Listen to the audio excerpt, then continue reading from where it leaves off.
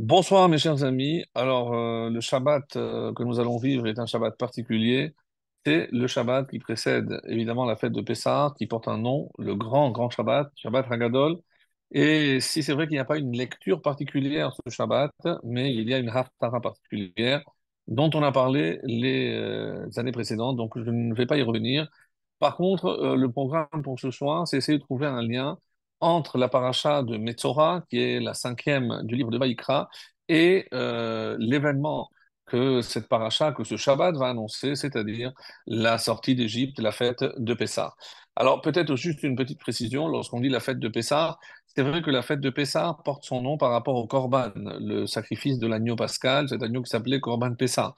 Mais dans la Torah, cette fête s'appelle Chag HaMatzot.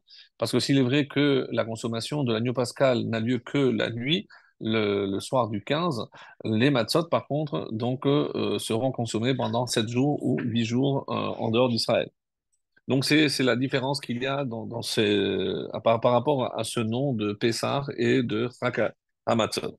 Alors, quand on va le voir dans cette paracha de Metzora, qui est un petit peu la suite de la paracha d'Azria que nous avons lue la semaine dernière, alors que là, on va voir la façon de sortir, de libérer le Metzora, celui qui était affecté de la Tzaraat, de cette maladie due essentiellement à la médisance. Donc, comment il fallait procéder pour le purifier? Quel était donc le processus de purification? Et il y a, rappelez-vous, on avait annoncé déjà la semaine dernière, dans cette paracha également une autre sorte d'affection qui, elle, touchera les murs de la maison. Alors c'est vrai que ce n'est pas dans l'ordre où cela avait lieu, puisqu'on avait expliqué, rappelez-vous, que Hachem ne frappe jamais une personne, d'abord averti à l'extérieur, donc c'est la maison, ensuite les vêtements et ensuite sa peau. Voilà comment ça se produisait. Donc voilà pour le contenu essentiel donc de cette paracha. Et comme on va essayer de faire le lien également avec la fête de Pessah, et j'ai sélectionné donc un passage de la Haggadah et on va essayer donc d'en faire le lien puisque il est l'obligation de multiplier toute l'histoire de la sortie d'Égypte. L'exemple que la Haggadah nous donne, donc, ce sont ces sages autour de Rabbi Akiva qui vont s'asseoir toute la nuit pour raconter la sortie d'Égypte. Alors, ce qui est étonnant, et d'ailleurs beaucoup de commentateurs posent la question, comment se fait-il que ces messieurs, ces nobles messieurs, évidemment ces sages, eh ben, ils n'étaient pas en train d'accomplir la mitzvah auprès de leur famille et surtout Veigata Lebincha avec leurs enfants pour pouvoir raconter et accomplir cette mitzvah de raconter la sortie d'Égypte, comme vous le savez, raconter à ses enfants ou à ses petits-enfants, ça reste encore aujourd'hui une obligation de la Torah. Donc, comment se fait-il que ces messieurs n'étaient pas avec leur famille et de quoi avaient-ils tellement besoin de parler toute la nuit alors que c'était des sages, eux, n'avaient pas besoin, et on va voir ils étaient même dispensés, comme on va le faire remarquer, donc avec les textes que je vous ai préparés. Et dans un premier temps, je voudrais revenir donc à ce statut de Metzora. Alors pourquoi il y a quelque chose de très particulier dans le Metzora? Pardon. Le Metzora, donc, c'est le nom qu'on donne à cette personne qui est affectée de tzara. Alors, très vite et hâtivement traduit par lépreux, mais ça n'a rien à voir, on a compris, puisqu'il ne s'agit pas d'aller voir un médecin, il s'agit d'aller voir le Kohen, le seul qui était habilité à le rendre impur. Et comme on l'avait expliqué en live la semaine dernière, donc parce qu'il fallait quelqu'un qui soit animé d'un grand amour pour son prochain pour pouvoir le déclarer impur. Et ce n'est pas le sage qui le faisait, ni un médecin quelconque, ni un dermato, mais c'était le Cohen descendant de Aaron, qui lui était animé d'un amour exceptionnel à l'égard de tous ses frères. Donc, on avait expliqué que comment s'en sortir, et surtout qu'il y avait ici une sanction, apparemment, on va voir est-ce que c'est une sanction ou pas, mais il était isolé. Le texte de la semaine dernière nous avait dit qu'il devait quitter littéralement le campement d'Israël et il séjournait à l'extérieur. Alors, les Haramim posent une question vraiment très pertinente parce qu'il y avait d'autres formes de lèpre, il y avait la vraie lèpre aussi, et à ce moment-là, on voit que pour ceux qui étaient affectés donc de cette maladie, eh ben, ils pouvaient sortir à l'extérieur du campement. On parle du désert, donc comme vous le savez, il y avait le Mishkan au milieu, le tabernacle. Ensuite, il y avait la tente de Moshe à côté. Ensuite, il y avait les Kohanim, plus loin les Lévi'im, et ensuite, troisième campement, c'est celui d'Israël. Donc, des fois, en fonction de la gravité de l'affection de la personne, devait quitter le premier campement ou le deuxième, mais très très rarement le troisième, c'est-à-dire il était en dehors de ce qu'on peut appeler le campement d'Israël.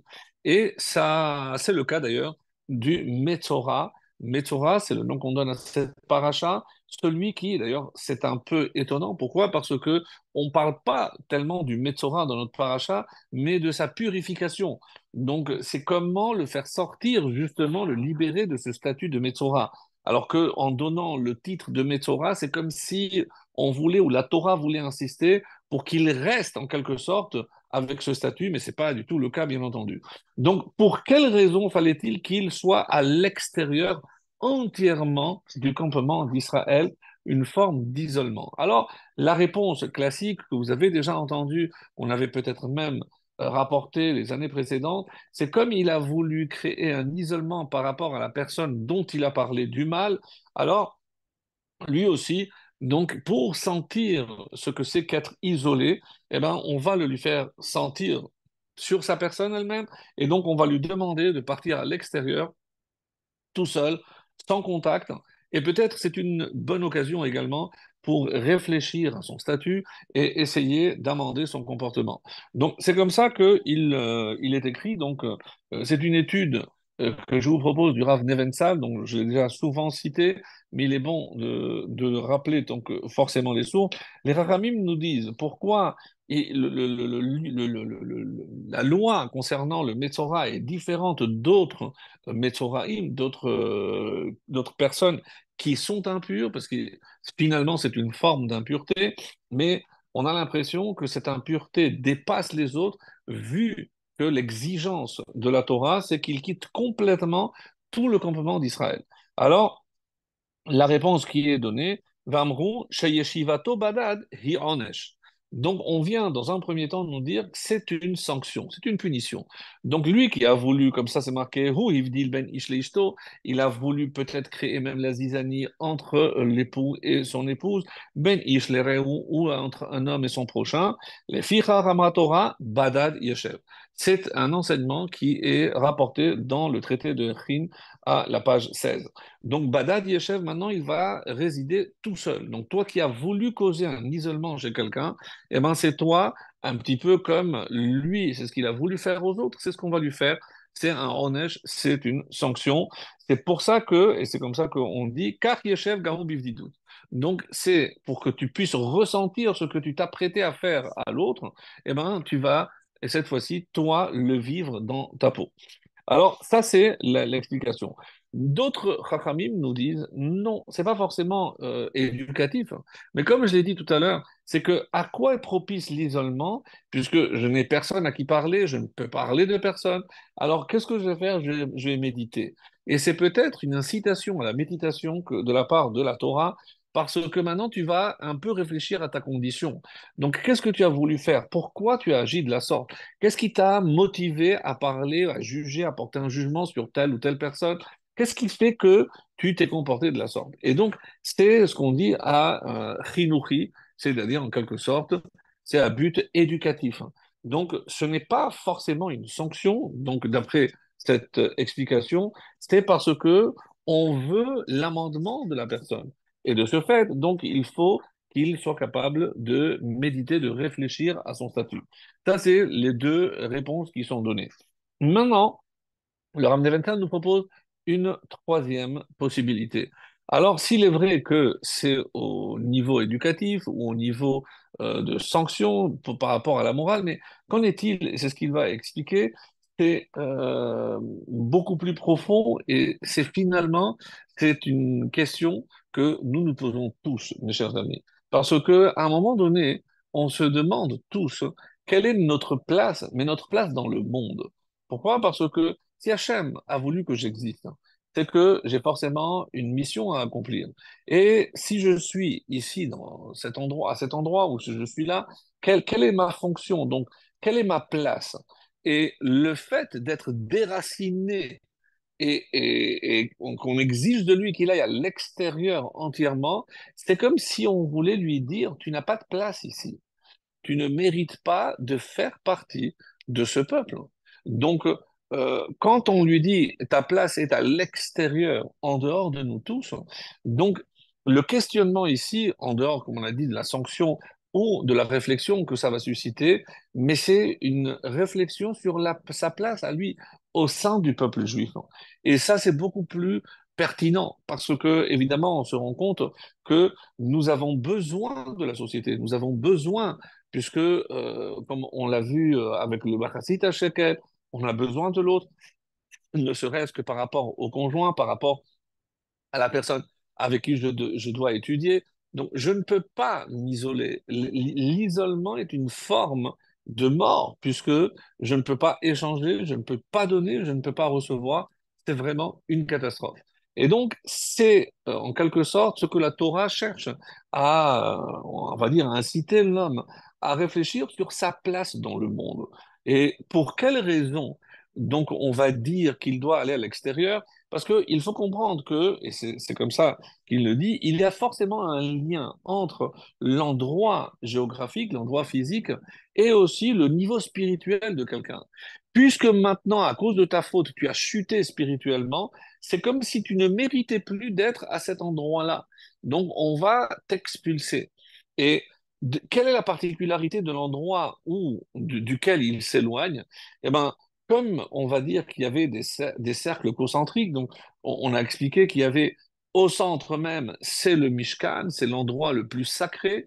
Ensuite, le Kohen, qui est encore plus que le Lévi, et Israël un peu moins. Donc, il va sortir et il va s'éloigner entièrement de la source de ce qu'on peut appeler la sainteté.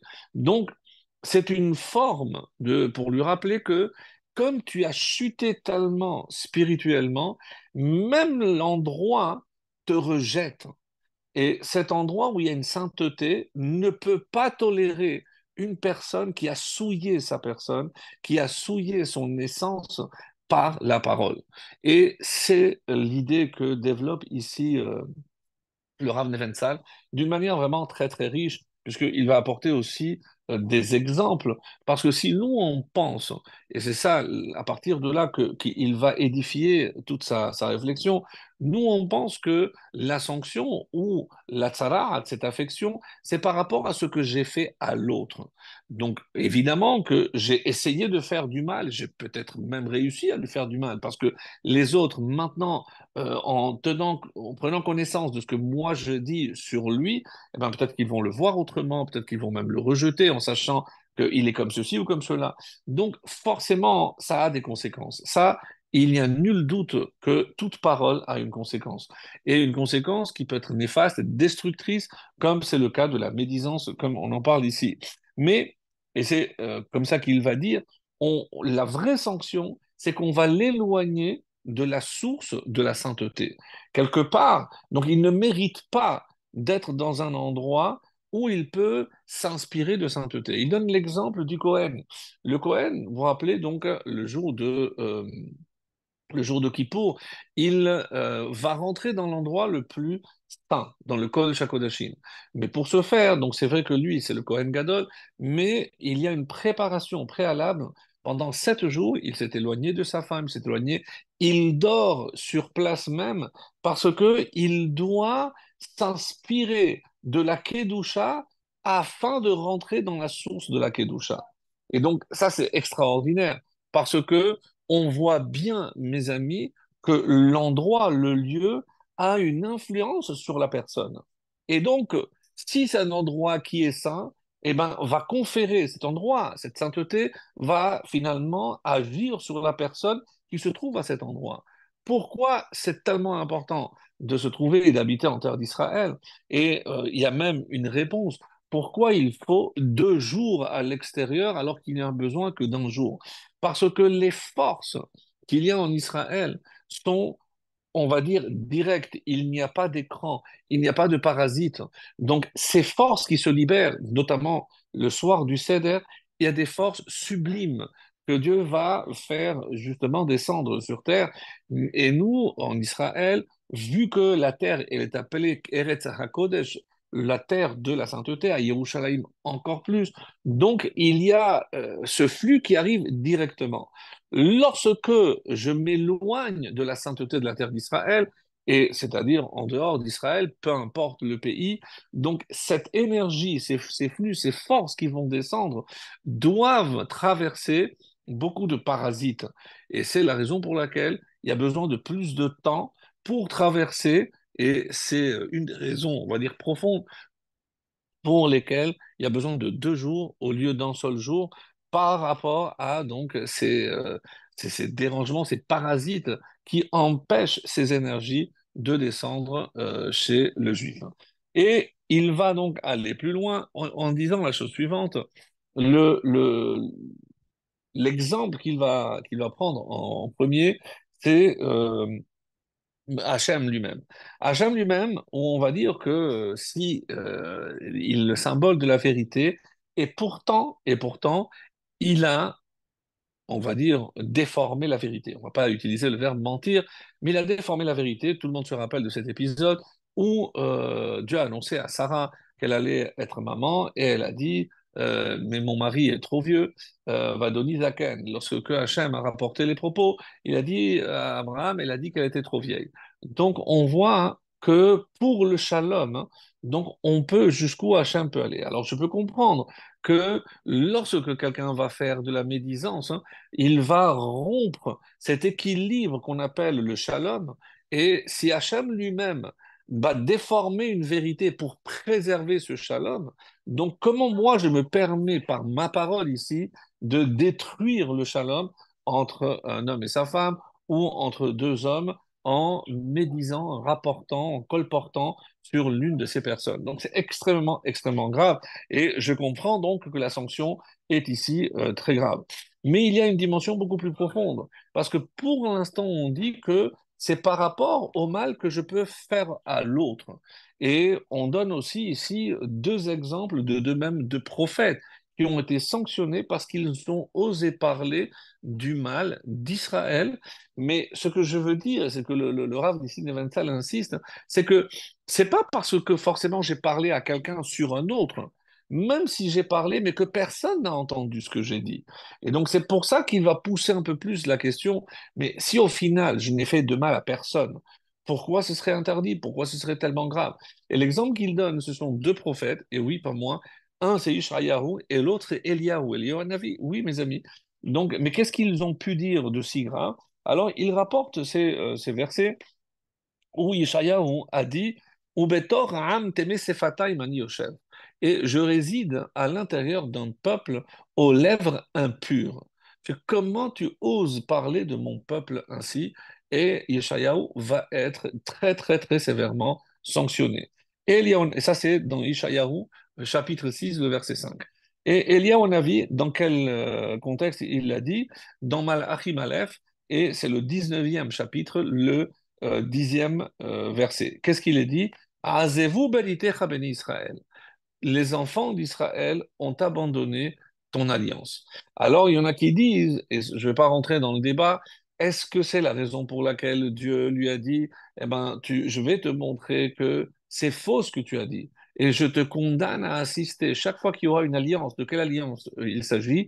Ben, l'alliance où on mentionne Eliyahu Navi, c'est-à-dire la Brit Mila. Donc, ce n'est pas comme certains prétendent, il vient pour voir si cet enfant est probablement ou un messie probable.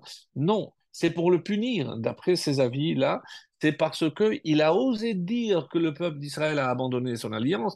Alors Dieu l'a obligé à être présent à chacune de ces alliances, à chacune de ces Brit Mila.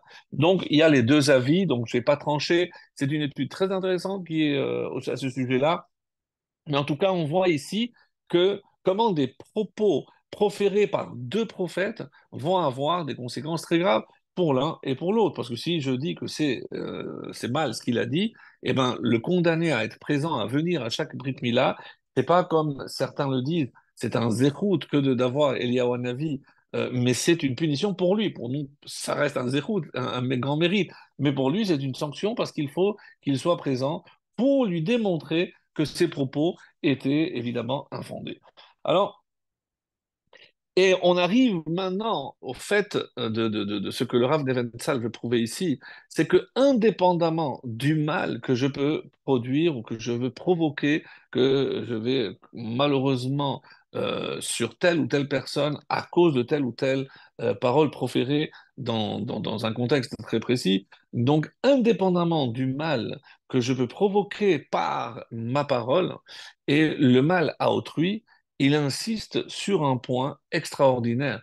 Il a dit, c'est pas uniquement que ce soit la sanction, tout ce qu'on a dit tout à l'heure, par rapport à ce que je fais à l'autre, mais la première personne qui est touchée quand moi je prononce des propos médisants, c'est moi-même.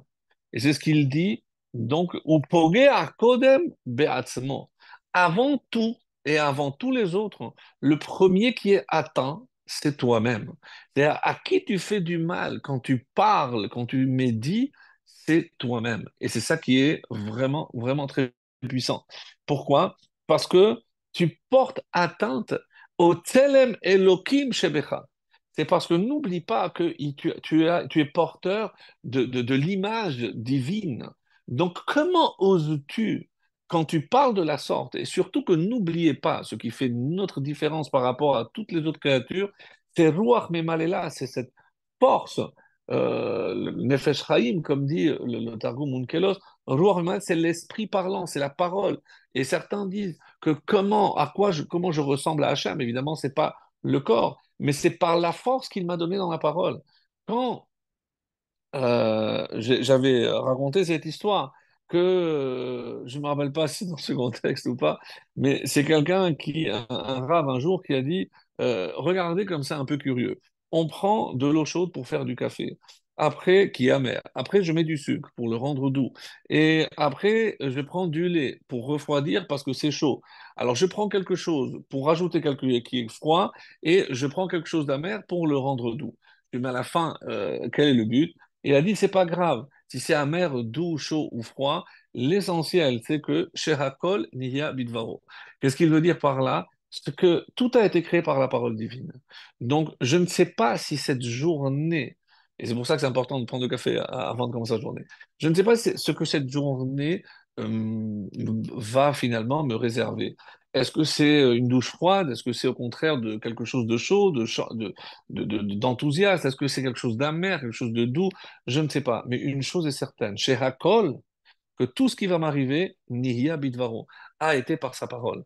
C'est-à-dire que finalement, la parole d'Hachem, quand je fais une bracha, je n'y pense peut-être pas, mais il faut se concentrer quelques secondes même, pas plus, mais que ce que j'ai dans la main, ça a été créé par la parole d'Hachem. Hachem a dit et ça a été. Et donc, et c'est ça. Et quand je dis que l'homme a été créé à l'image de Dieu, c'est-à-dire que Dieu nous a donné cette force dans la parole, mes amis, on ne mesure pas. C'est-à-dire que je peux avoir une... Non, pas je peux. J'ai une parole qui peut être créatrice, hein, mais le revers de la médaille, c'est qu'elle peut être aussi destructrice. Donc je ne me rends pas compte à quel point je peux être l'image. Et donc qu'est-ce qui s'est passé? Cette image de Dieu qu'il m'a léguée à travers la Neshama, à travers la force de la parole, qui fait de moi l'image divine. Et c'est pour ça que c'est tellement grave au niveau de la parole. Donc qu'est-ce que j'en fais? Je l'utilise pour détruire. Mais, mais comment tu peux oser une arme pareille que je t'ai donnée, que j'ai mis entre tes mains, pour semer la destruction, alors que je te demande d'être mon égal et je t'ai donné une chance incroyable, c'est que tu peux toi aussi créer par la parole. Et tu l'utilises pour détruire. Donc tu portes atteinte à cette image divine qui est en toi, puisque tu ne mérites plus d'être le porteur de cette image divine.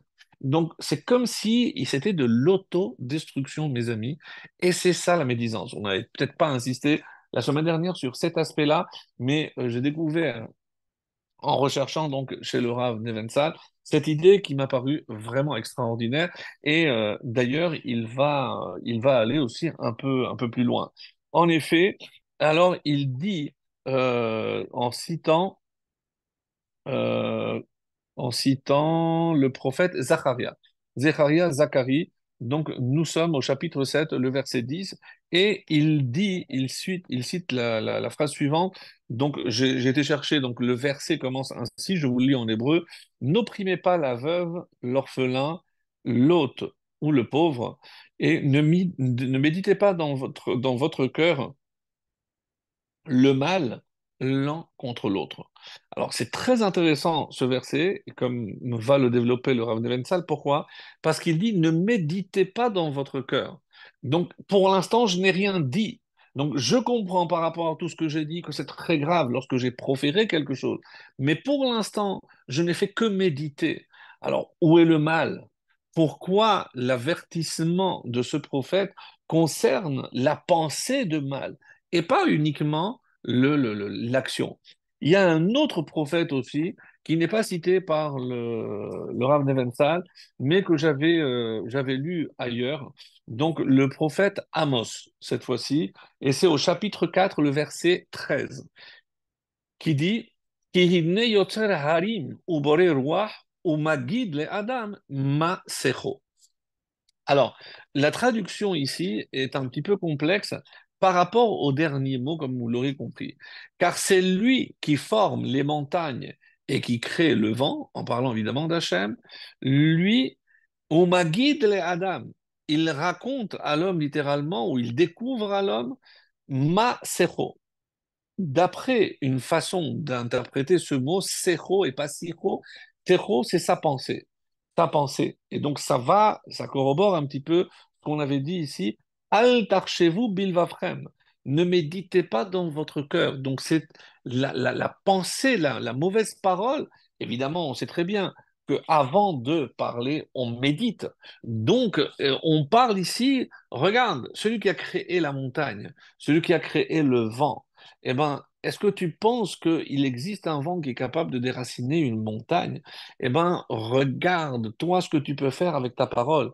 Et c'est pour ça, ma guide les Adam, il va donner des instructions à l'homme, hein. Regarde-moi ce que j'ai créé avec ma parole. Des montagnes, l'air qui va partout. Donc, toi aussi, je veux que tu utilises cette parole. Alors, le Minhat Shai, un commentaire donc du Nar, dans la version donc des Mikraot Gedolot, nous dit les Adam Masecho. Et il fait allusion au premier chapitre du traité de Chagiga, la page 5. Maï Masecho, qu'est-ce que c'est Secho? Qu'est-ce que c'est ce mot Secho? Et vous avez évidemment fait le lien, non? Sar, Sar. Sar, c'est parler, raconter, mais ici, dans ce contexte, c'est aussi penser. Donc c'est pour ça qu'on va essayer de faire le lien. Amarav. Donc la Gemara, elle dit, Afilu sicha kala yetera sheben ish leishto magidim lo beshaat mita. Magid le Adam, on raconte à l'homme, on découvre, c'est pour ça qu'on peut utiliser ce verbe que j'ai trouvé dans une traduction, on découvre à l'homme tout ce qu'il a dit. Mais qu'est-ce qu'il a pu dire? Même afilu sicha kala yetera, même des paroles vaines, légères, qu'il a eues dans l'intimité de son couple avec sa femme, ben ish le ishto, magidim lo bishat mita. Au moment de quitter ce monde, eh ben, on lui découvre tout ce qu'il a dit. Toutes les paroles d'un homme sont consignées là-haut et à la fin, jusqu'à 120 ans, on va lui sortir tout le disque dur. Je dis, non, moi, j'ai jamais dit ça. Voilà, check, play. Il n'y a rien à faire, il n'y a rien à dire. Tout est enregistré. Vechen Birushalmi. Et c'est également dans ce registre même aussi qu'on retrouve dans le traité de Jérusalem, dans le Perek Endorshim, dans Chagiga, Afilu devarim she'en ba'em chet nirtavim la'adam al pinkaso. Et même là où il n'y a pas eu forcément de faute, parce il n'y a pas d'acte, mais tout est consigné dans le livre. Umi magid la Adam, hevel hayotze mipil. Mais qu'est-ce qu'il dit à l'homme? Mais comment on peut savoir? Hevel, c'est la laine qui sort de sa bouche. Vachita be midrash rabbah dans Parashat est mort, mais aussi Kiten afar pihu. Sauf Midrash Kohelet Rabati aussi, qu'est-ce qui a marqué? Que qu'est-ce qu'on appelle sicho asin beyud aval basefarim shel nuktev secho betzer velo beyud. Donc il dit ici que secho c'est comme sicho, c'est tout ce qu'il raconte, tout ce que l'homme a dit dans sa vie, tout est consigné. Et donc même ce qu'il n'a pas proféré mais qu'il a médité, et donc c'est pour ça que Metsudo David par exemple, il dit non, mais qu'est-ce que c'est secho? Yihé diburo, c'est la parole, donc c'est uniquement ce qui sort. Et il y a aussi le Mahari, aussi une autre explication que j'ai trouvée très belle, qui dit Akadosh Baruch Hu Omer le Adam Masecho. Qu'est-ce que c'est Masecho? On ma'asav kede sheya'aseh teshuva. Donc, Masecho, c'est Hachem, il découvre à l'homme quelle est sa façon de se racheter ou de racheter sa parole. Si tu as décidé de faire teshuva, alors Hachem lui découvre, voilà ce que tu dois faire. Donc, ne va pas chercher dans la montagne ou dans le vent, personne ne viendra à ton aide. Rappelez-vous, donc, la fameuse histoire où il a commencé à demander à la montagne d'intercéder, au vent d'intercéder, et c'est un petit peu dans cette veine-là qu'on peut dire, ne cherche pas d'alliés, c'est toi. Masecho, c'est Hachem, il te dit à toi, voilà ce que j'attends de toi. Ne cherche pas de l'aide à l'extérieur. Voilà ce que Marie dit ici. Metzo David, donc c'est Diburo, c'est ce qu'on a dit. Et là, ce qui est intéressant aussi, c'est parce que dans un autre contexte, on dit, regarde, est-ce que ce que le vent emporte, eh ben, ce que toi, ta parole a pu avoir comme conséquence, c'est quelque chose qui ne peut pas être réparé parce que le vent l'a emporté. Et tes paroles peuvent aller extrêmement loin. Donc on peut pas même pas imaginer le mal que l'on peut faire. Donc comme un château comme de dominos où une pièce entraîne l'autre, mais ça peut faire une destruction massive, mes chers amis. C'est ça ce que ici le Rav Devensal veut mettre en avant avec le texte de la prophétie de Zechariah. Alors, le Lachon Hara, donc qu'est-ce que c'est dit? Pourquoi, une des raisons, on va voir dans la paracha, pourquoi on a porté deux oiseaux? Parce que, comme le dit Rashi, mais pas de pétine. Donc il papote toujours et il parle beaucoup, mais alors, mais parler, c'est pas forcément parler en mal. Oui, tu as raison. Et c'est comme ça que les Chachamim l'expliquent. Mais quelqu'un qui commence déjà à tenir des propos vains, donc on va commencer à parler de choses vaines, donc comme les oiseaux, pas de pétime. Et donc d'autres disent non, au contraire, les oiseaux, c'est pour embellir. Pourquoi un oiseau gazou, il chante? Mais c'est pour l'oreille de l'homme. Donc c'est quelque chose de bon, de beau. Eh bien, sache que toi aussi, au lieu d'utiliser ta parole, ta salive, pour parler du mal, tu peux l'utiliser pour le bien, pour encourager quelqu'un, pour venir en aide à quelqu'un, pour consoler quelqu'un, pour évidemment étudier ou prier, cela va de soi. Et c'est pour ça qu'on dit qu'il y a deux oiseaux. Un oiseau qui était égorgé, ça c'est quand tu as mal utilisé la parole, et l'autre, eh ben, il était libéré sur le champ, mais Alpene Assadeh, comme c'est marqué. Et qu'est-ce que c'est? Parce que ça exprime la bonne parole, qui, elle, peut avoir une bonne influence lorsque je transmets des encouragements, lorsque j'éduque des gens, lorsque j'enseigne la Torah, lorsque je profère des mots de Torah. Ça, c'est l'oiseau qui, lui, est libre. Mais pour ne pas oublier où je peux tomber, on dit qu'on trempait l'oiseau avant de le libérer dans le sang de l'autre. Je n'oublie pas ce qui t'attend si jamais tu utilises cette parole pour le mal.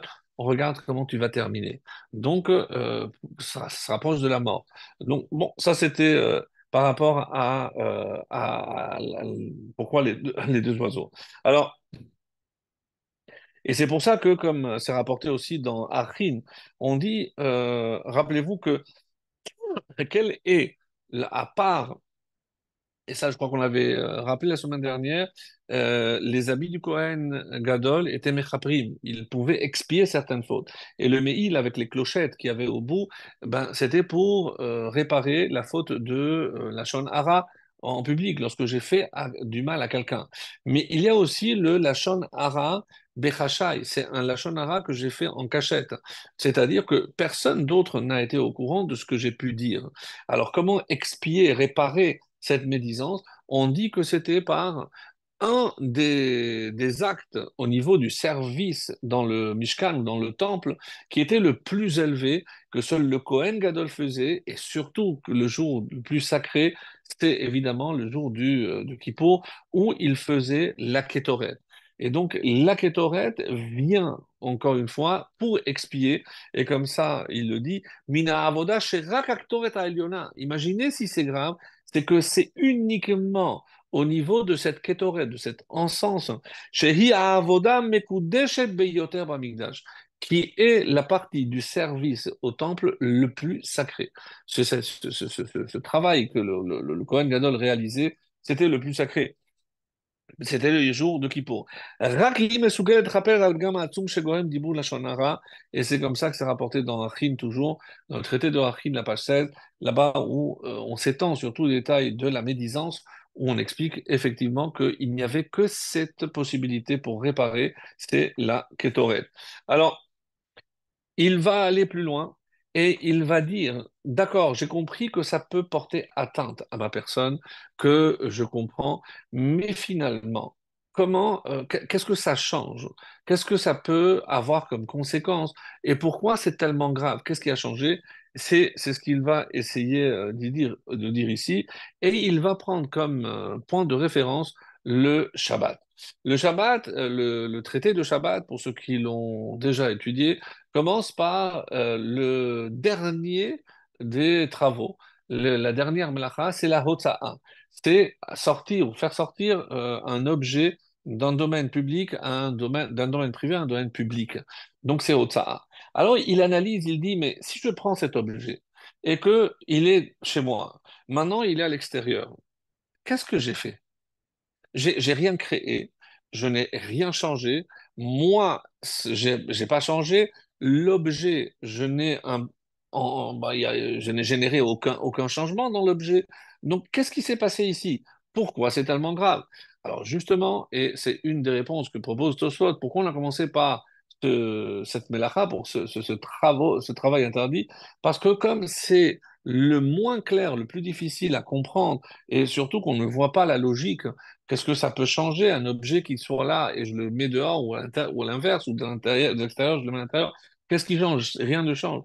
Et comme c'est le plus difficile, c'est pour ça que les Chachamim ont décidé de commencer le traité de Shabbat par celui-là. Alors, évidemment, si je vous dis par différence, le travail de bichoul, de cuire, eh ben, je prends une pomme de terre crue et je la cuis. Évidemment que j'ai apporté un changement, mais un changement radical de quelque chose qui n'était pas comestible, je l'ai rendu comestible. Là, je vois le changement. Là, je comprends qu'il y a un changement d'état et qui s'appelle bichoul. Donc, évidemment, ce sera interdit sous toutes ses formes, même ce qui peut cuire facilement, calé à bichoul, comme le thé. C'est pour ça que je dois prendre plusieurs kélim selon les différents avis, etc. Donc là, quand c'est clair, je comprends. Mais par rapport à la Otsa, je ne comprends pas. Il n'y a pas de changement. Alors les Rachamim viennent te dire, eh ben, il n'y a pas de changement visible comme pour la pomme de terre, l'exemple que je vais donner. Mais sache qu'au niveau de l'essence, cet objet qui était là et qui maintenant se trouve là, parce que ce changement a eu lieu Shabbat, il y a un changement radical qui s'opère à l'intérieur dans l'essence même de cet objet que tu es incapable de voir. Donc, il dit, la médisance, c'est pareil. Qu'est-ce que ça change? Qu'est-ce que j'ai dit? Qu'est-ce que ça peut changer ou qu'est-ce que ça peut pas changer? Mais c'est tellement grave que si on pouvait voir les conséquences de nos paroles, croyez-moi, qu'on mettrait comme quelqu'un qui disait, il ne parlait plus. Pourquoi? Je dis parce que avant de parler, pour ne pas parler du mal, Dieu nous avait donné deux murailles, les lèvres et les dents. Mais comme maintenant, à mon âge, j'ai pratiquement pas de dents, je ne peux pas prendre de risques puisque je n'ai pas de rempart, j'ai qu'un seul. C'est pour vous montrer à quel point les Rachamim, évidemment, faisaient attention à cela. Alors, et il dit aussi, donc c'est ça un petit peu, que, que, quand je l'éloigne, je suis en train de dire que tant qu'il reste, c'est la terre qui peut aussi apporter en lui un changement, une réparation. Et vous allez me dire, oui, mais je l'ai isolé. Je l'ai isolé de l'intérieur du campement, mais ça reste à l'extérieur, et surtout lorsque ces lois étaient appliquées, comme on va le voir après en terre d'Israël. Mais comme la terre d'Israël, elle garde une sainteté, donc peut-être pas celle qu'il y a à Jérusalem, celle qu'il y a dans le temple ou dans le Kodesh HaKodashim, bien sûr, mais on le laisse malgré tout avec un contact avec la terre d'Israël. Et c'est ça, encore une fois, ce sur quoi le Rav ici veut insister, c'est que l'on comprenne que c'est ma place que je joue, parce que je suis en train de me faire un mal invisible. Alors, pour que je puisse m'apercevoir de l'affection, pas uniquement extérieure sur la peau, donc en sachant que, je ne sais pas si vous saviez, mais la peau est l'organe le plus grand du corps, parce qu'on ne le considère pas, on ne le voit pas comme un organe, mais si vous mesurez toute la surface du corps humain, c'est de très très très loin l'organe le plus important. Mais c'est aussi celui qui, quelque part, représente le contact avec l'extérieur. Donc, qu'est-ce qui se passe lorsque il y a la tzaraat? Il y a une obstruction. C'est comme s'il n'y avait plus de contact entre l'extérieur et l'intérieur. Donc, pourquoi? Parce que les pores, en quelque sorte, sont bouchés. Donc, il n'y a plus de transition. Je me suis coupé du monde.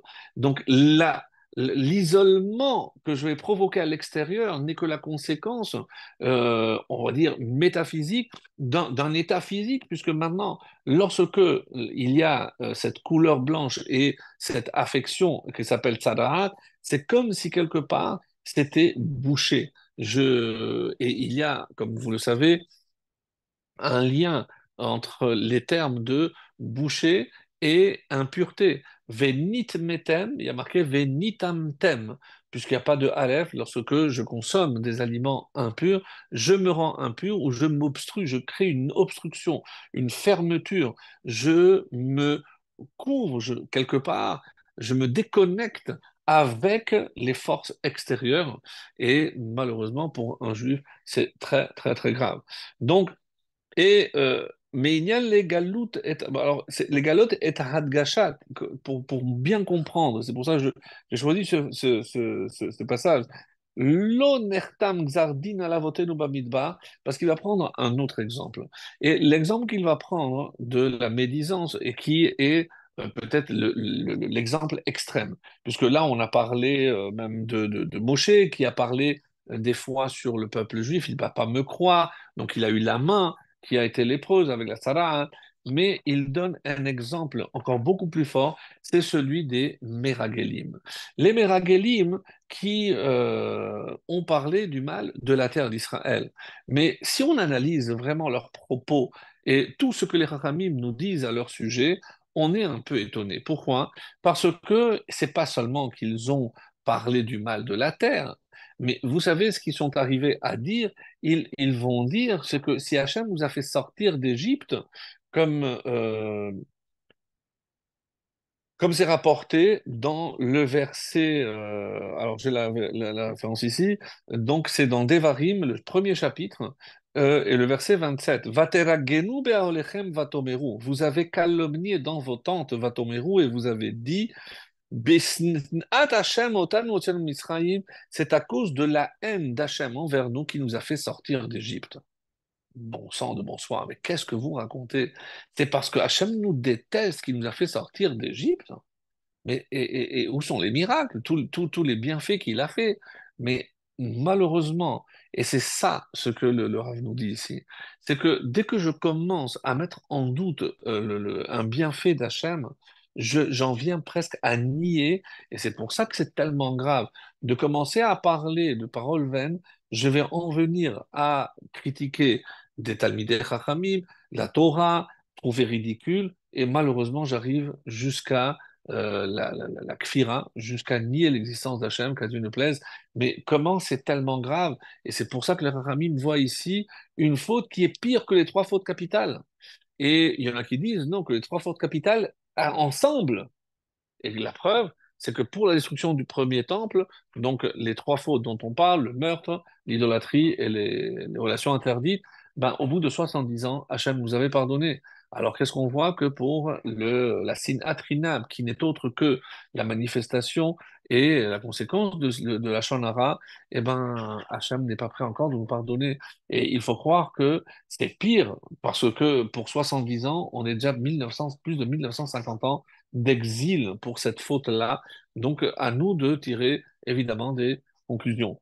Alors, il dit que, comme ça c'est rapporté dans Achim, c'est que l'onertam zardin à la voté sur la faute des Meragelim, donc qui ont mis en doute la force de Dieu, mais Hachem ne pourra pas. Ils ont été ingrats par rapport à tous les miracles que Dieu avait fait pour les faire sortir, jusqu'à imaginer, je sais pas moi, jusqu'à affirmer que c'est par haine qu'Hachem nous a fait sortir.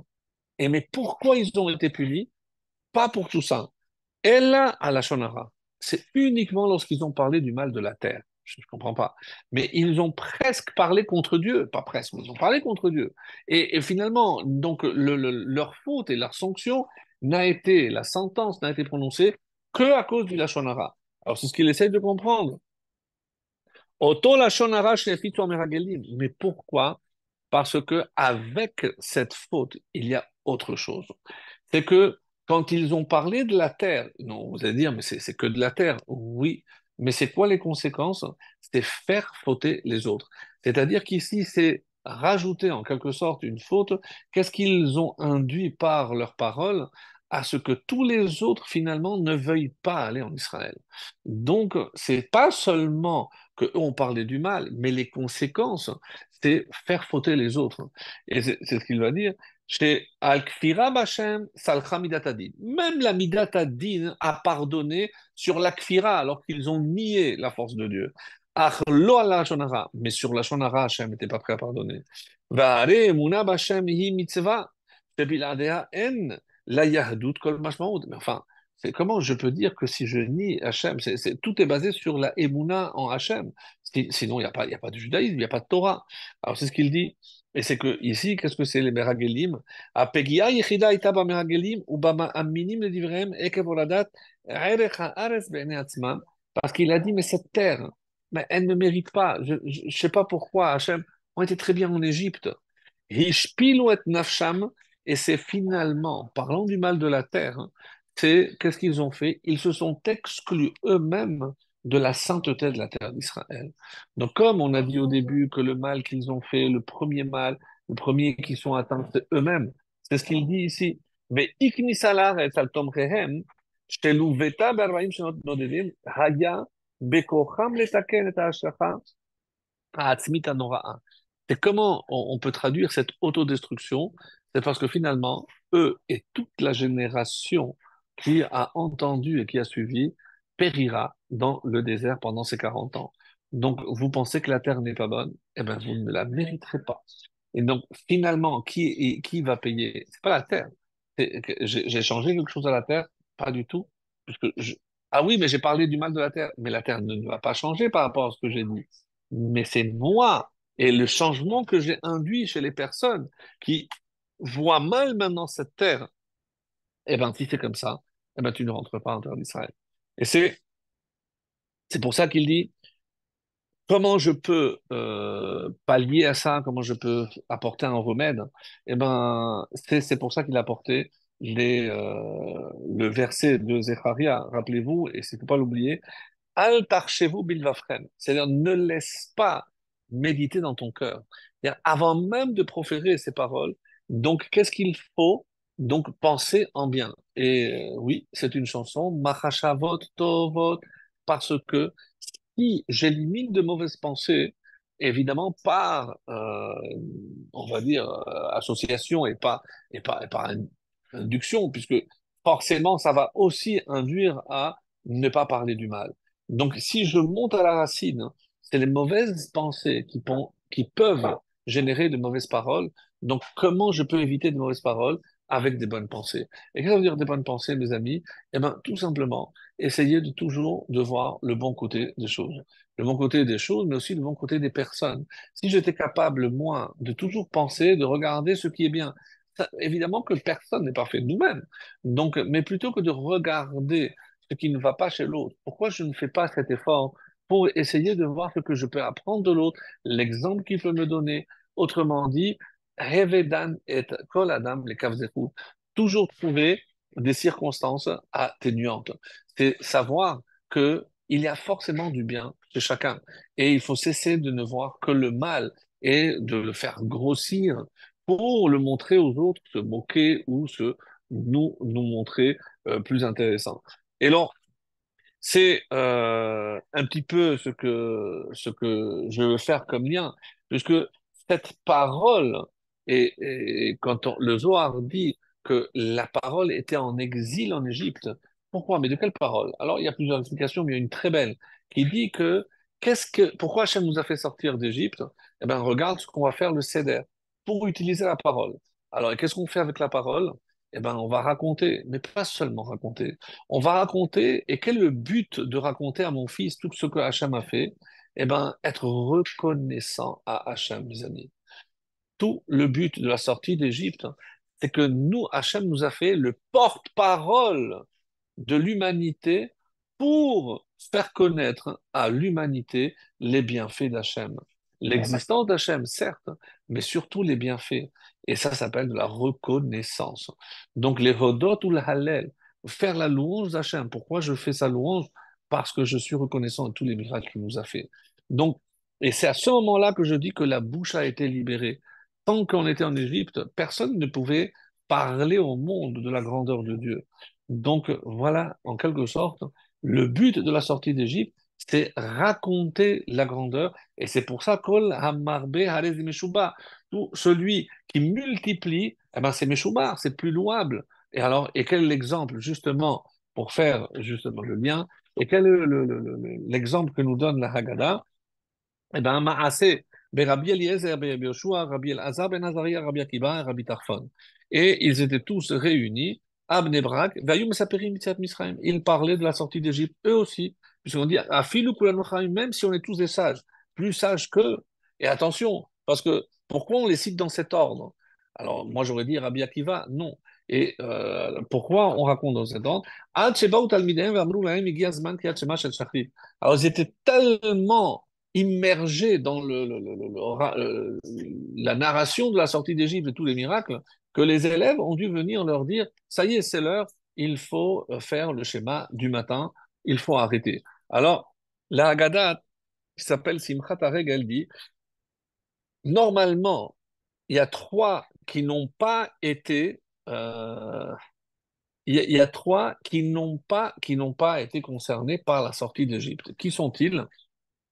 Les Kohanim, les Lévi'im et les convertis. Pourquoi? Parce que les Kohanim et les Lévi'im, eux, n'ont pas été asservis et les Guérim n'étaient pas en Égypte.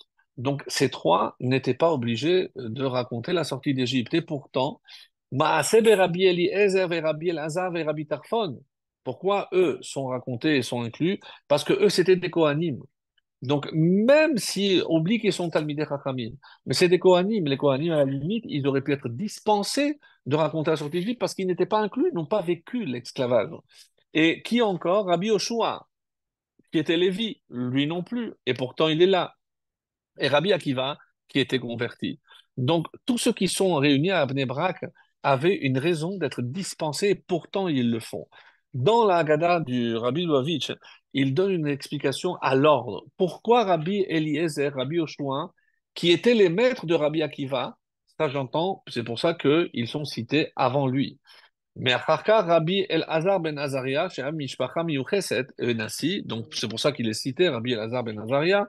Donc après, on parle de Rabbi Akiva, qui était Marad et Atra, parce que c'était le maître de Abnebrak, ils sont tous Abnebrak, et Ulvasov, Rabbi Tarfon, chez Aya Rabo, et même si Rabbi Tarfon était aussi un des maîtres de Rabbi Akiva, Ulvasov Niachavero, mais il était aussi son compagnon d'études, donc il était au même niveau, et comme on est Abnebrak, et que Abnebrak c'était Rabbi Akiva, mais ça ne répond pas à la question. Mais qu'est-ce qu'ils sont tous venus faire ici? Je ne comprends pas. Pourquoi? Parce que on va pas, les maîtres ne vont pas chez l'élève. C'est l'élève qui va visiter le maître.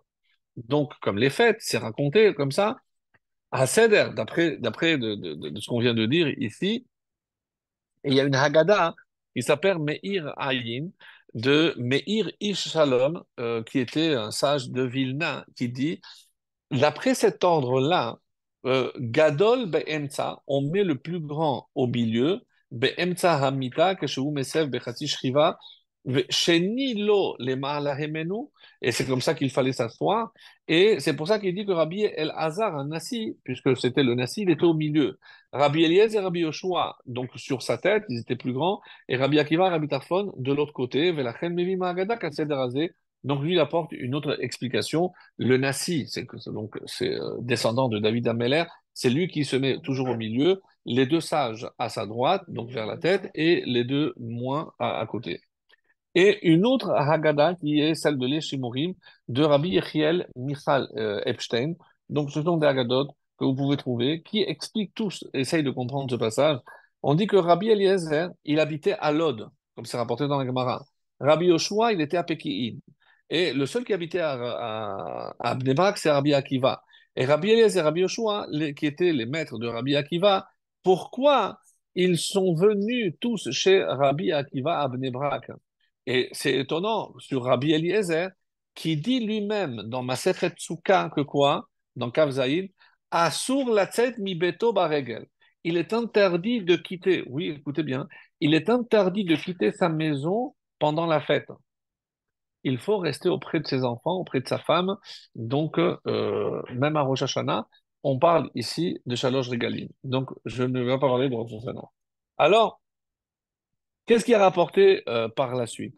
Amar, donc Amar Lahem, Rabbi Eliezer El-Hazar ben Azaria, et c'est la suite qui va peut-être nous apporter une lumière sur ce qui se passe ici. Parce que de quoi est discuté? Pourquoi ce sont les maîtres qui viennent voir l'élève? C'est pas logique. Évidemment, c'est pas logique. Alors, Hareani Keben Shemim Shana, tout le monde connaît, Rabbi Elazar ben Azariah qui était âgé de 18 ans, et il dit, voici, je suis comme un vieillard de 70 ans, et Velo Zachiti Shetami Retziat Misraim Balelot. Et je n'ai pas eu le mérite qu'on dise, on parle de la sortie d'Égypte la nuit. Pourquoi? Ad Shederaja Benzoma. Jusqu'à que Benzoma est venu et il a expliqué le verset Leman Tiskor et Yom Tzetech Hamelech Misraim Kol Yemechayecha. Pour que tu te souviens du jour de la sortie d'Égypte tous les jours de ta vie. Pourquoi il y a marqué Kol? Yemechayecha, les jours de ta vie, c'est les jours. Kol Yemechayecha, pourquoi marquer Kol? Parce que même la nuit aussi, il faut parler de la sortie d'Égypte.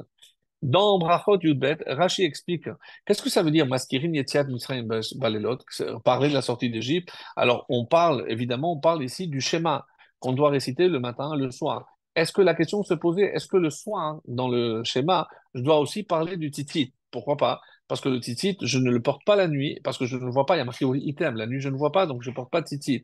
Et alors, pourquoi on va finalement inclure le paragraphe? Parce que comme il y a une allusion à la sortie d'Égypte, et que maintenant qu'il faut aussi parler de la sortie d'Égypte la nuit, alors on a inclus le troisième paragraphe du schéma la nuit. Et c'est comme ça qu'elle dit, Ve'af she'en laila zman titit, c'est vrai que le titit, on ne le porte pas la nuit, dirtiv ur item, comme je viens de dire, omrim otabala il a Misraim sheba. Et pourquoi dit keven sheim shana?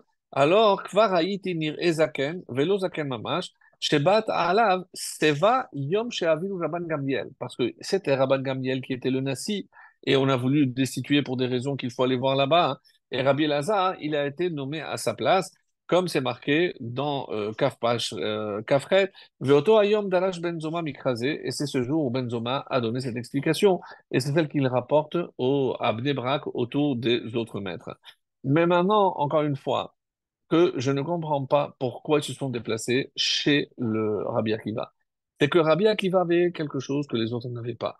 On avait déjà fait une allusion à cela, et on dit que comme sur ces Chachamim, Hayu Rabban Gamliel, Rabbi Elazar ben Azar, Rabbi Akiva ben Yehoshua.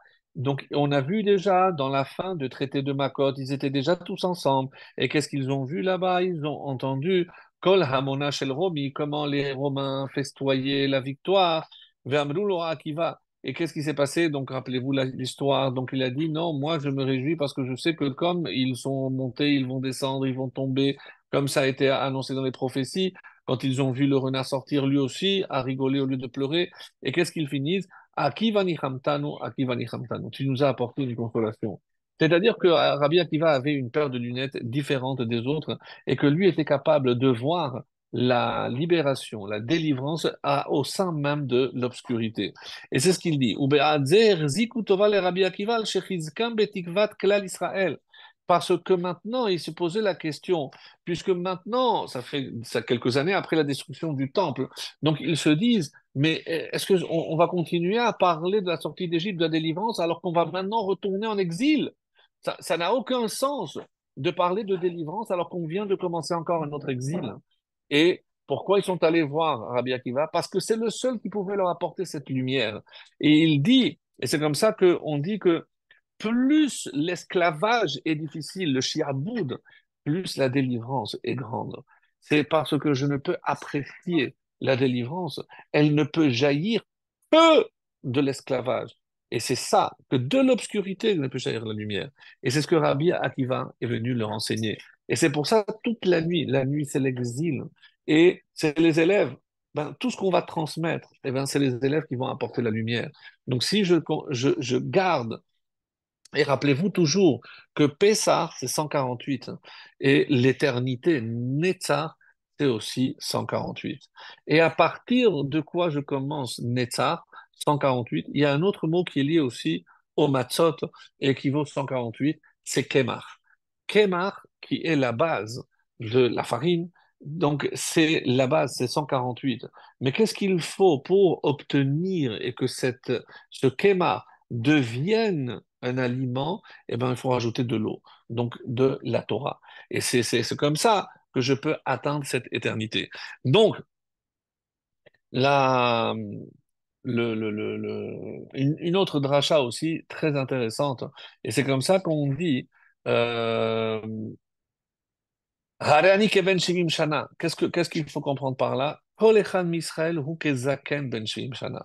Donc il parle au nom de nous tous. Nous aussi, on peut être des vieillards de 70 ans.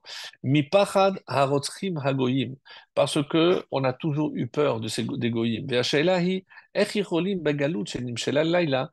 Si là, l'exil qui était comparé à la nuit, ou bifrat begalut zo hamelea tsar machovim. Mais une galoute qui est porteuse d'énormément de malheurs. C'est le dernier exil qui a comporté les pogroms, l'Inquisition, la Shoah. C'est le plus lourd, le plus chargé en malheurs.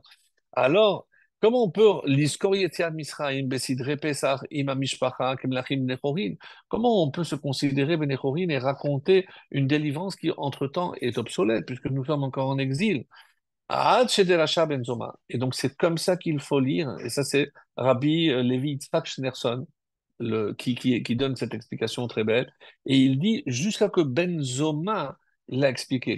C'est quoi ce nom Benzoma? Il dit Zoma Milachon Mezimut, c'est-à-dire Machashava ou Bina Amoka. Donc, il faut être capable d'analyser en toute précision et avec beaucoup de discernement. Des gambes Chashchat Agalut. Au contraire, c'est dans l'obscurité de l'exil qu'il faut se rappeler Yetziat Mitzrayim, qu'il faut se rappeler la délivrance. On bechol dor vador tzair lirot atzmo ke'ilu hu yotze Mitzrayim. Et c'est ça l'enseignement ici, mes chers amis, c'est que c'est comme si c'est moi qui sortais. Ah, mais oui, mais je ne suis pas encore sorti. Non, mais tu dois trouver justement dans l'obscurité de l'exil les forces pour traverser cet exil. Et au début de la Haggadah, qu'est-ce qu'on dit? Halachma Ania. Et c'est quoi Ania? Qu'est-ce qu'il dit? Arba'a kaset tekinu rabanan derech cherut. Parce que tous ces signes sont des signes de liberté, benechorin. Donc, matzazo, pourquoi on la mange? Parce qu'on n'a pas eu le temps de. Ad, alem. Donc, il fallait sortir vite, et parce qu'Hachem veut nous sortir vite de l'exil. Et c'est quoi d'Achlou Avatana Bera de Mitzrayim? Alors, si la matzah, c'est parce qu'on est sorti, alors qu'est-ce que ça veut dire qu'on l'a mangé?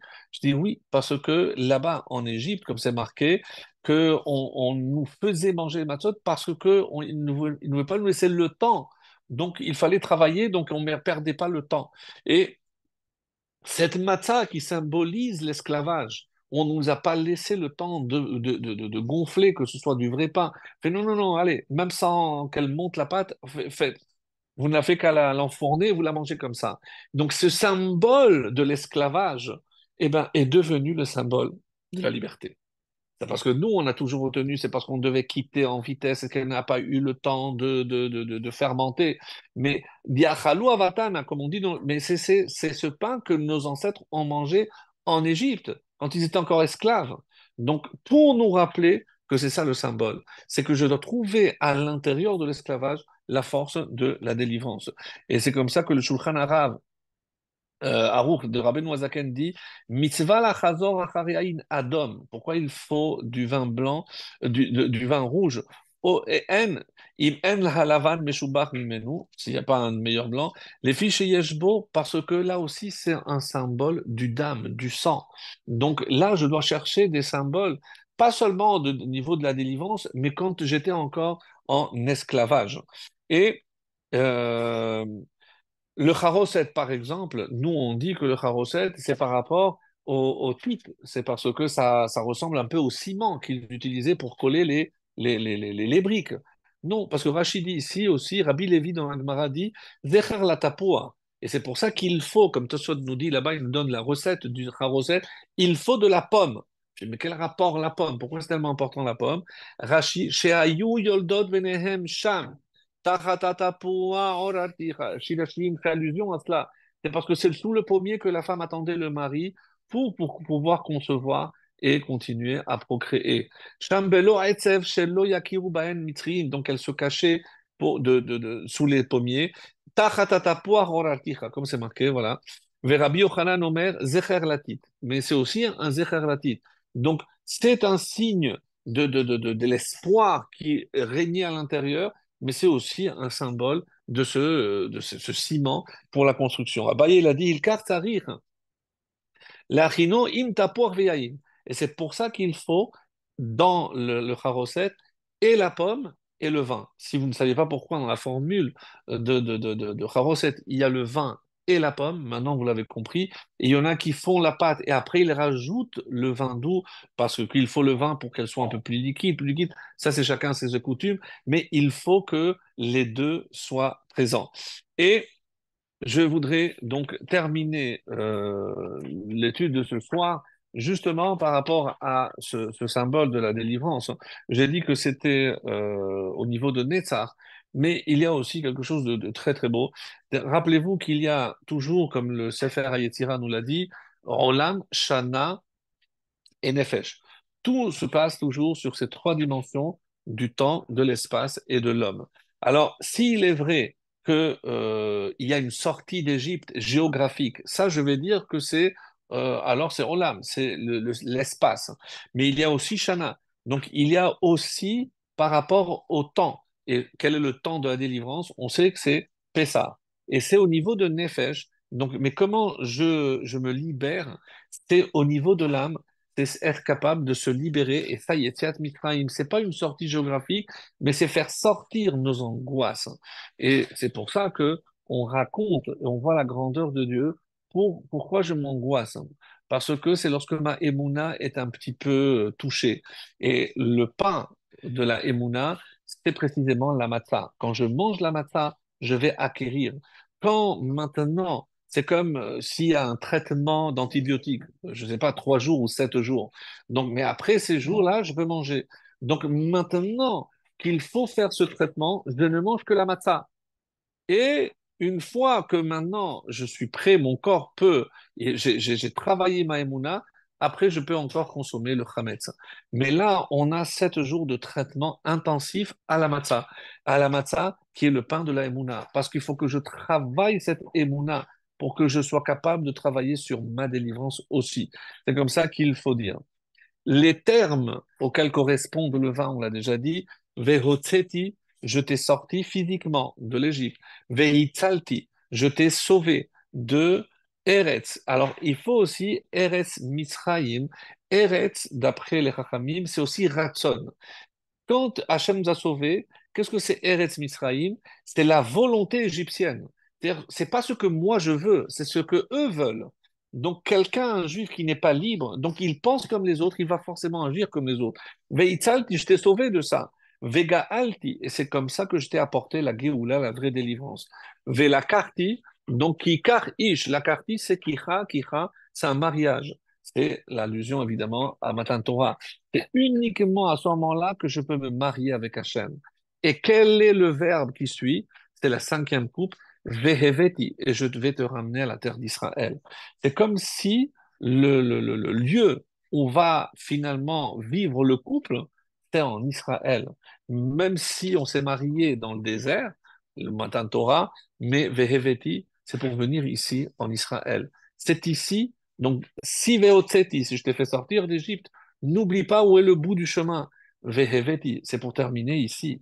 Ne t'arrête pas en chemin, veut dire ici. Et un verbe aussi magnifique, mais qu'est-ce qui m'empêche?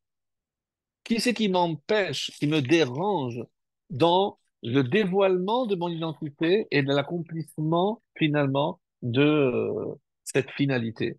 Eh bien, en Égypte, il s'appelait Paro. Mais en hébreu, Paro, c'est le verbe lehafria. Et qu'est-ce que c'est lehafria, mes amis? C'est déranger. Parce que il vient déranger, bouleverser le programme. Donc, il veut m'empêcher peut-être d'aller en Israël, m'empêcher de dévoiler ma véritable identité, mais m'empêcher de voir tout ce que Hachem fait pour moi. Ça, c'est le but de Pharaon. Et c'est ça les parasites dont on parlait, qui existent sous toutes les formes aujourd'hui. Et si Hachem, à Pessah, a fait un miracle en passant par-dessus, mais c'est physique.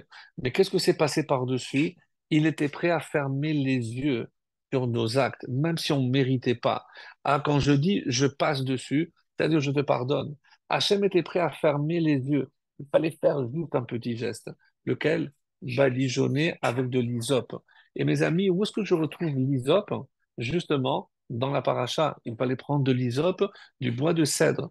Le bois de cèdre, parce que tu as fauté par orgueil. Alors qu'est-ce que tu prends? Du bois de l'hysope. Comme le Metzora, et bien là-bas, si tu es humble, si tu soumets à ma volonté, eh ben, je ferme les yeux, même si pour l'instant tu n'as pas assez de mérite, eh ben, je suis prêt à fermer les yeux pour que tu sois, toi, mon porte-parole.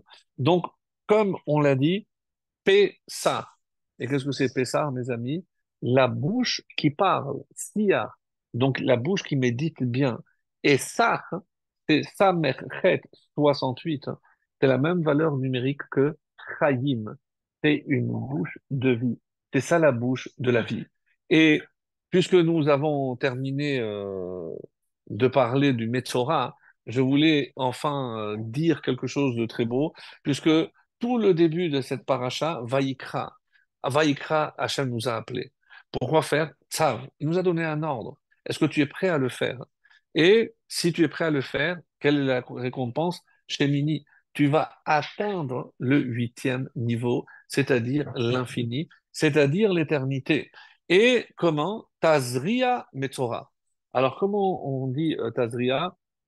Alors, il y a un verset magnifique qui dit, dans Jérémie, voici venir les jours, dit l'Éternel, où je ferai surgir un rameau juste de David, un roi régnera et prospérera, et il administrera la justice et l'équité dans le pays. Évidemment, c'est une allusion au Mashiach. Et comment le Mashiach est appelé dans les textes? Donc, le Metzora de la maison de Rabbi Yehuda, le prince. Donc, le verset, c'est dans Isaïe cette fois-ci qui dit, en réalité, ce sont nos maladies qu'il a subies et nos douleurs qu'il a portées, tandis que nous l'avons pris pour un Metzora, frappé par Dieu et souffrant. Qui est ce Metzora, mes amis? C'est le Mashiach. Donc, de quoi parle cette paracha? De la délivrance. Donc, ça ne pouvait évidemment pas mieux tomber. Et alors, Tazria, c'est quoi? C'est semer, ensemencer, mais c'est semer. C'est-à-dire, si on traduit pour comment on va lire ces deux parachutes, Tazria Metzora, c'est semer les graines de la délivrance messianique. Tazria Metzora. Qu'Hachem, enfin, nous fasse voir, connaître le Metzora, ce rameau de David, le Mashiach, et qu'il nous apporte le shalom, évidemment la Géoula finale, qu'on n'entende que du bien, des miracles concernant les otages. Hachem protège non seulement les soldats et tout le Ham Israël jusqu'à Biat Goel Tzedek, jusqu'à la venue du Mashiach, tous dans la joie et dans les miracles. Amen. Ken Yireh Ratzon.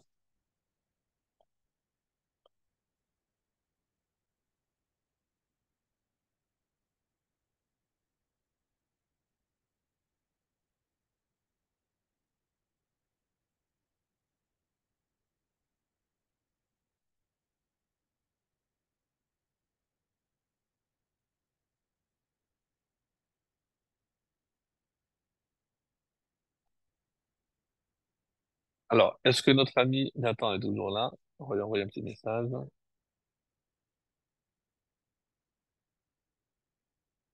Hop.